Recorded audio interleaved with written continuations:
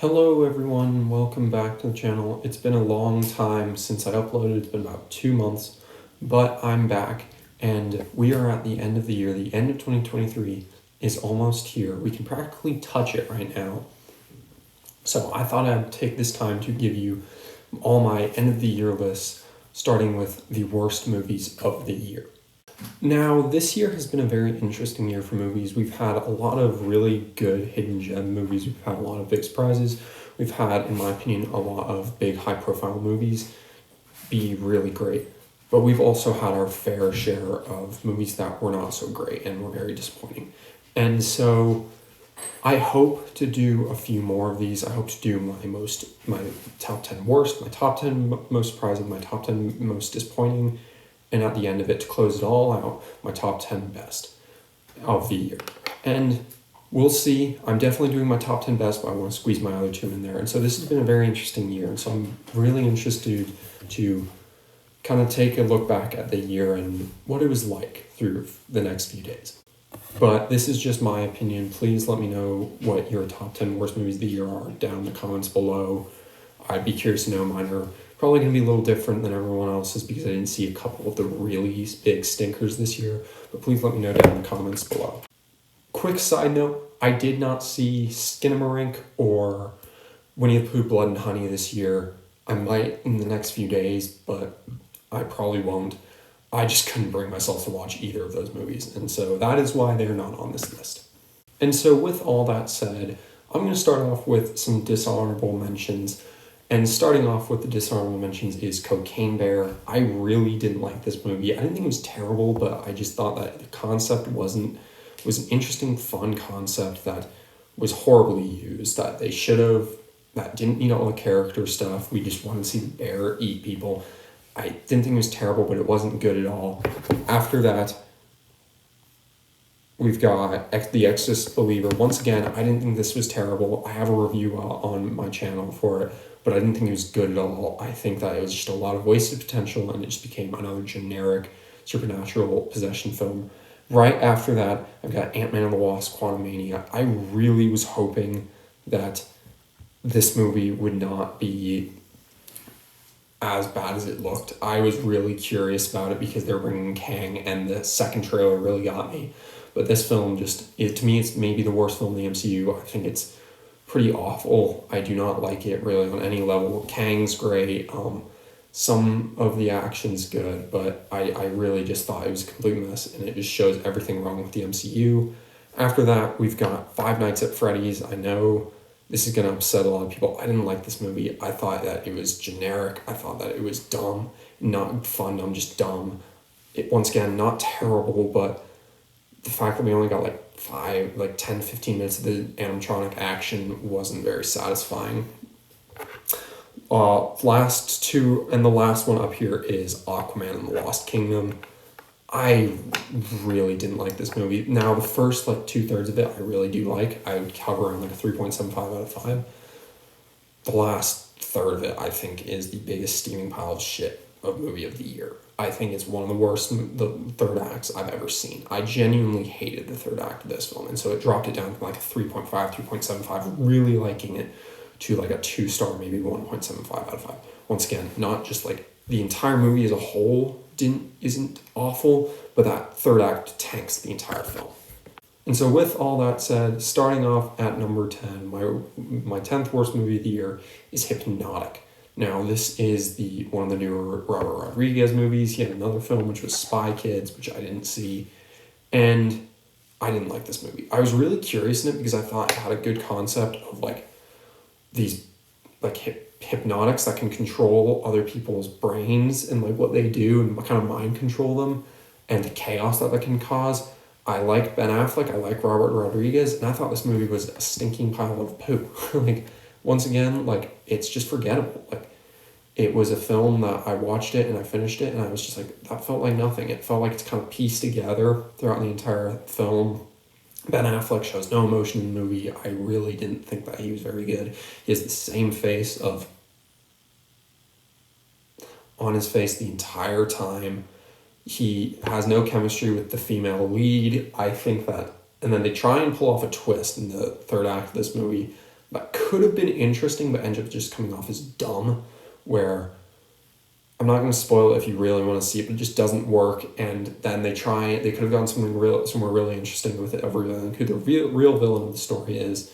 But they don't. They go in the generic way, where a version of the film where we gotta just, it was just forgettable. I really didn't like it, and not by no means is it just unwatchable, but it's one of the most forgettable movies of the year. That's why it makes it in this list. Number 9 is Napoleon. This is maybe the most disappointing movie of the year, or it was one of them until a newer film came out. I was really excited for this film. I love Joaquin Phoenix. I love Ridley Scott. I love him that he's returning to the historical drama genre. I love that he's focusing on Napoleon, one of the most fascinating people in the last couple hundred years. So I was really excited for this movie. I thought all the trailers were great.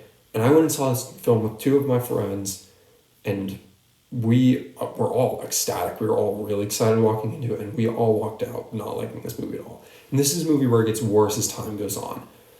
The film, its parts are good. There's a few action scenes that are quite good. It's beautifully shot. It's beautifully made. The costume design, the production design is all great. Vanessa Kirby steals the show. But this film is a mess on the story level, and it's got some of the weirdest beats of comedy I've ever seen. It feels like they didn't actually show us who he was. They just told us events that happened. It feels like one history class where you're supposed to be exploring the entirety of his... It feels like you're in a history class and you're supposed to be the entire semester exploring Napoleon and who he was, but the entire semester gets canceled, so you have to do it in one 90-minute class. That's how this movie felt. Where it was just like speeding through things. We have massive time jumps, like 5 or 10 years, and we have no idea what happens in between then, and they just explain it in exposition. So it just left me confused in some places. I didn't think that Joaquin Phoenix was very good in this movie. He just played it very odd.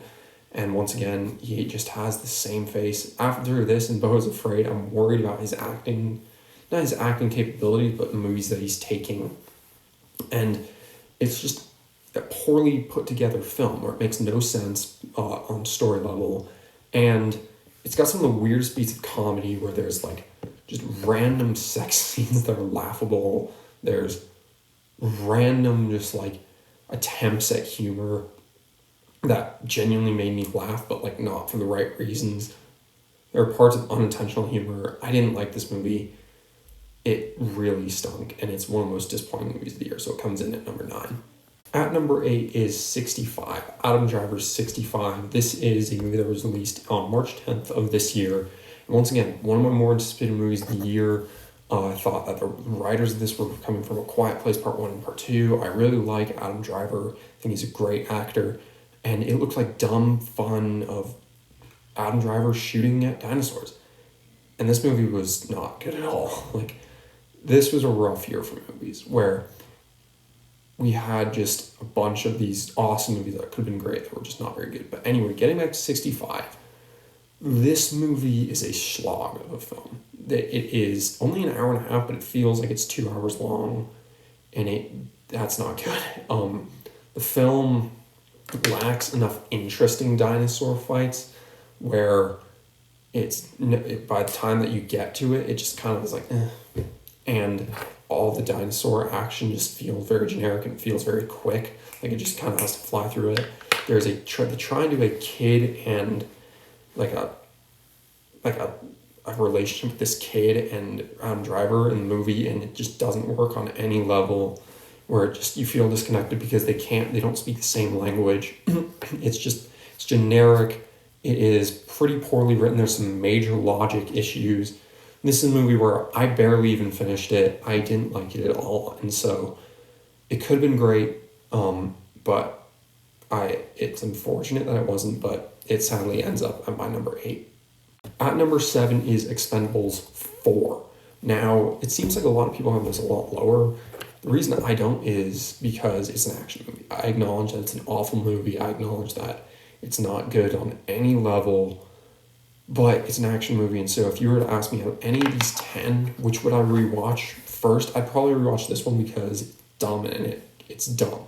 And maybe I can enjoy laughing at it, but it is maybe the worst movie of the year on an objective level. It looks like it's made for VOD. It is horribly acted. The dialogue is terrible. It looks awful, like just how it's lit. Looks like a straight to video, a DVD film. The CGI, once again, looks like a straight to DVD.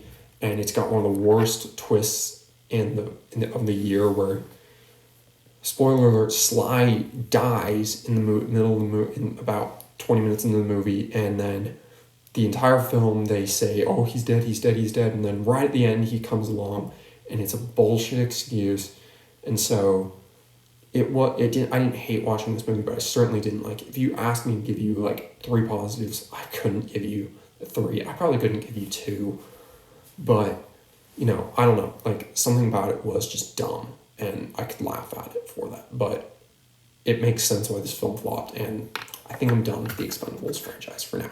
At number 6, talk about disappointments. Rebel Moon Part 1, A Child of Fire. Woof. I was really excited for this movie. I thought that all the trailers looked great. I liked that Zack Snyder was going over to Netflix, because this means that he can do his own thing. He can make his things rated R. He can make his things as long as he wants, because it's a streaming service. And so I've been very excited for this film. Then we started hearing that it might be a little cut down. It might not be as violent. It might not be as long. And I got a little worried, but I was still like, okay. I suspect that they're going to launch them both the same day, both the rated R and longer cut and the cut down cut. Nope. They released the 2-hour 15 neutered cut of this movie, and it is god-awful. We are at the point now where these movies are just terrible. Where this movie was awful. Where from the beginning scene, I was like, what are we watching here? It opens with a massive exposition dump from Anthony Hopkins, where it's basically the opening crawl of Star Wars, just explaining what's going on, but nowhere near as interesting as just exposition. And then we go into this CGI world that looks pretty bad at the beginning, but whatever. And then the film is just devoid of logic. It isn't fun. And then so you get through the first half hour-ish, and it's immediately evident that they're just scenes taken out of the film, like, that are meaningful. The entire robot character feels like you've been very interesting character. There's a subplot that it feels like there's an entire subplot that's taken out. And then you get to the second and the third act, where it's just them going to different characters, different planets, to recruit people to fight for this village. And it is, once again, it feels like just certain scenes are just cut and left on the cutting room floor, where it just doesn't make any sense. Certain characters, you get no character development. One character that's like Han Solo that has like 3 lines, then he just hangs out with them for the rest of the movie, and then he turns out to be a bad guy, and then he dies, and then whatever, no one cares. Then you go to this other planet where he can basically control like animals. He's kind of like got like the Force. He's good with animals, and then he barely ever talks again. Then you go to this other planet where this lady with lightsabers basically fights this spider lady. And it feels like there's an entire subplot of her losing her children and trying to save this spider lady. And it just does this over and over and over again, to the point where it was like, fuck, is this ever going to get good? And you get to the third act, and you don't even realize that the third act's starting until you're halfway in it, where randomly there's a massive action sequence that is admittedly pretty cool, but there's certain characters that die that you feel nothing for because you barely built them up. And so this movie was god-awful. I really wish that it could have been great, but I am very worried for the next part, and I don't think it's going to be much better. So it is easily one of the most disappointing movies, and it's easily one of the worst movies of the year. At number 5 is The Meg 2, The Trench. Once again, this movie's terrible. I enjoy the first one because it's just dumb fun. I know it's not a great movie, but it's like, it's fun. This movie is neither of those. It's not a great movie. It's not dumb fun. It's just dumb. The entire movie was marketed off of 3 megalodons, and you get that for about 15 minutes in the third act. Most of it is them on the sea floor running away from like squids and like little fishies, and walking along the seafloor for the second act, and corporation greed and stuff like that. And so you've got like conspiracies going on of who's controlling the Megs. Why are we all like, why is this going crazy? And it's just terrible. Jason Statham is awful. He had a terrible year. There's going to be another movie that we talk about very soon. Like, he's terrible in all 3 of these movies that are going to be on this list. like, it's just a movie where you watch it and it just doesn't feel right. It isn't good. It's a movie where once again, it kind of feels like it's been put together, but I don't even know what. It just seems bad. And the director of this is pretty good. He's done other things that I really like, and he's a notable director, and it just feels like he got a terrible script and he had no idea what to do with it, and he kind of just wanted to have fun. And so I'm shocked this film made as much money as it did, because it's terrible, and I'm kind of done. I was hoping that this could be a nice franchise of just like fun, dumb shark movies, and this movie killed it for me. I am done with this franchise. This is the worst movie of the summer, and it's the 5th worst movie of the year. At number 4 is Pet Sematary Bloodlines. This movie was dreadful. I heard that this movie was coming out years ago, and it's been in development hell for years, and out of nowhere in like July or like June, it was announced that it was going to be releasing this year on October 6th on Paramount Plus. And immediately I heard that, I was like, okay, this movie's gonna be terrible. And so I put all my expectations in as like, this movie's gonna be awful. And I thought the trailer was pretty generic, pretty bad.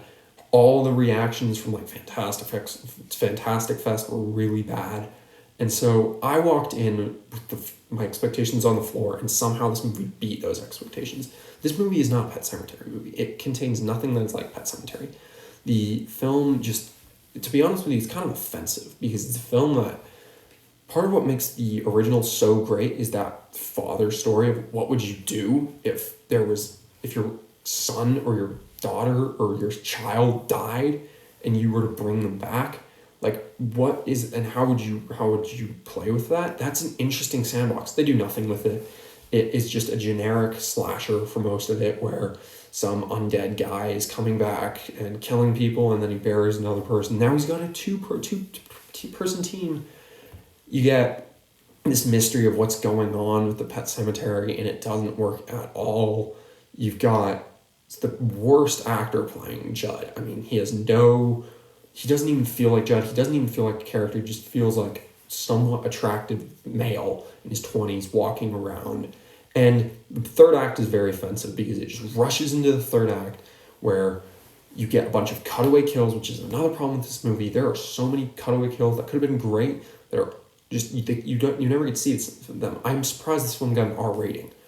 But anyway, you get to the third act, and in the book, the third act is basically the house burns and his dad holds him there, making sure that he dies, and they throw that all away. I don't know, it feels like it was a budget problem. It feels like they got there and they realized we don't have the budget to do this, so they had to do something completely different, and it sucks. I hated this movie.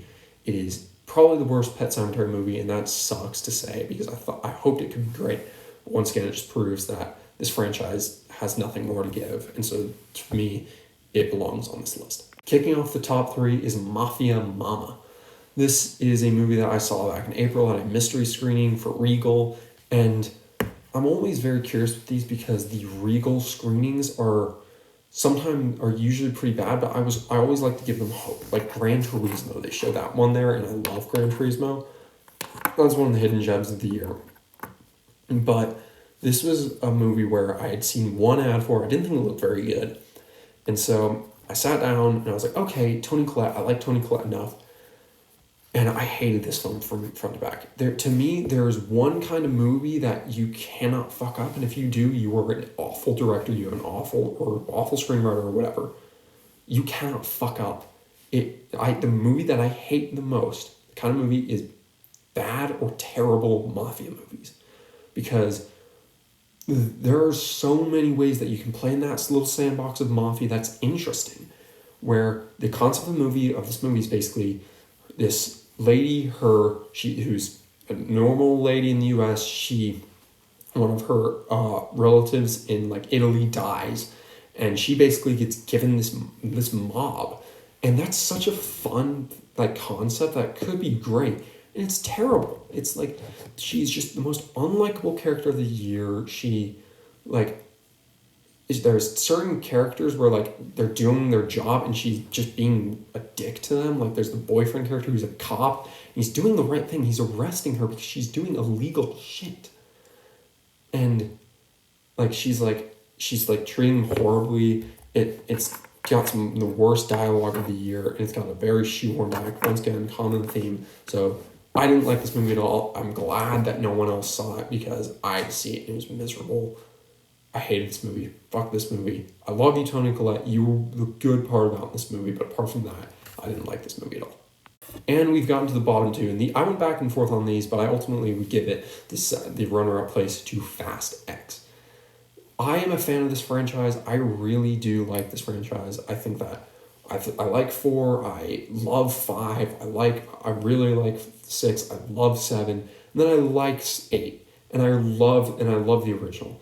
Ever since 8, it feels like they've kind of been like middling, like 3 stars, like maybe 2.75 out of 5. And so I saw the trailers for this, and I didn't like the trailers, and so I was very worried, to say the least, about how this is going to turn out. And for me, I was just rolling my eyes. It felt like a movie that just wasn't... It didn't feel interesting. It felt... I don't know if that's the word, but it felt just kind of overdone. It's 2 hours and 20 minutes, and this movie could easily be an hour and 40 minutes. It's way too long. It's a film that has a $340 million budget, and I'm sorry, this movie could have been made for $200 million. And this film... I was just rolling my eyes and like going like this the entire time, because throughout the movie you have this main setup of Dante, who rips the family apart, and Jason Momoa is great as Dante, but everyone else is terrible. Like all the other cast members know what kind of movie they're in. It's just they got terrible material, so they're terrible in the movie, but they know what they're in. Vin Diesel, I'm sorry, I love you, but like I don't know what you're doing in this movie. He's playing it like it's an Oscar bait kind of film. And I saw him at CinemaCon back in April, and he was talking about this movie like it's Schindler's List. And it's not. It's just awful, where you go through the motions of this film, and you go from continent to continent, country to country, and just random events. Like, you have some awful dialogue. It feels like it's kind of just, like, there's so much of it that you could just take out. Brie Larson's character, I really like Brie Larson, feels completely unnecessary. And the third act is super infuriating, where the entire film is building this collision of Dante and Dom. And by the end of the movie, you get to this dam scene, and there's just so much logic throughout the entire film that is lost. There's no logic in this film, where nothing makes sense, and they leave it on a cliffhanger, and we all know that Dom is going to survive, this team is going to survive, and then you get this cliffhanger of, but Gal Gadot's character is coming back, and that made me rage and walk out of the theater. And I don't think I'm going to see Fast 11 in the theater, and that sucks because I like this franchise, but this movie was so bad that I'm done. So hopefully more people, you liked it more than I did. I hated it. Number 2. But the worst movie of the year is Children of the Corn. This is my first Children of the Corn film, and this is not the way to start a franchise for a first-time viewer. This film does have a bit of, kind of, it brings itself up because it is so bad. It's good in certain parts where I was just laughing my ass off, but that doesn't help. This movie is terrible in almost every single way. And the production design, the acting, the score, the visual effects, like, it is laughably bad at times. It basically just follows the tried and true formula of Children of the Corn of the children are overthrowing the town. And so on that level, it's just generic. But then you get like a ton of these, like, it's just, then from there, it's just terribly written. Their characters are not very interesting. You got this final girl who's kind of like, she's just got the same pouty face on her face the entire time. Feels like there's certain plot lines cut out entirely. Like, it feels like there's a plot with her mother where her mother dies halfway through the movie and she's like, no. And we literally have not heard one single piece of dialogue come out of her mouth. There's certain characters that just die randomly. Like, and then talk about He Who Walks Behind the Rose. I mean, I am Groot, am I right? Like, he comes out and he's basically this tree, like, wood monster, and he, like, grabs this reporter and he drags her into the cornfield and goes, rah, and, like, rips her apart. Doesn't even eat her, and then just goes, like just drops her and then just throws her. It's pretty funny, but it's a movie that I would never watch again, and it has to be seen to be believed. It's really bad. And so, to me, it's the worst movie of the year, pretty easily. Well, thank you for watching. Please let me know your worst movies of the year down below. We'll probably have different opinions. Try and give reasons to why these are your least favorite movies of the year, because I get everyone worked hard, but we have to acknowledge them. Please let me know down in the comments below. And with that said, I'll see you on the other side. Bye.